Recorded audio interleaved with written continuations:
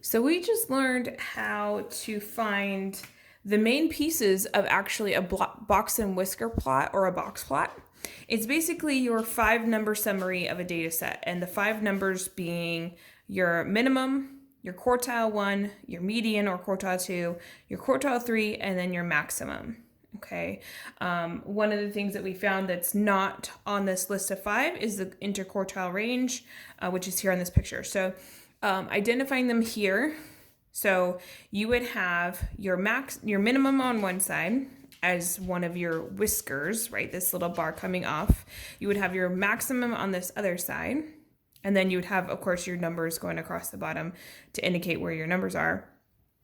We have our quartile 1, which creates the left end of our box, our quartile 3, which creates the right end of our box, and then obviously the middle.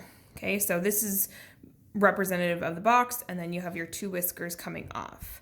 So depending on how your box is skewed to the right or the left, or how large it is, that's telling you where the percentages of your data lies. And then obviously you have your range, which is the entire thing here. Okay, so let's go ahead and give one of them a try, and we're going to go ahead and find the 5 main parts, which we've already technically done, and then we're going to go ahead and draw the box plot on there. Oh, before we do that, let's talk about outlier. So outlier is basically a extreme value that's going to pull your data in one direction.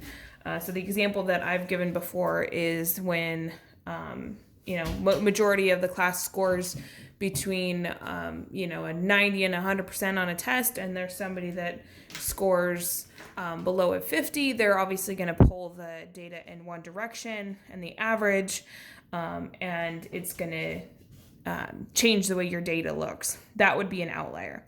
So how to find if something is an outlier?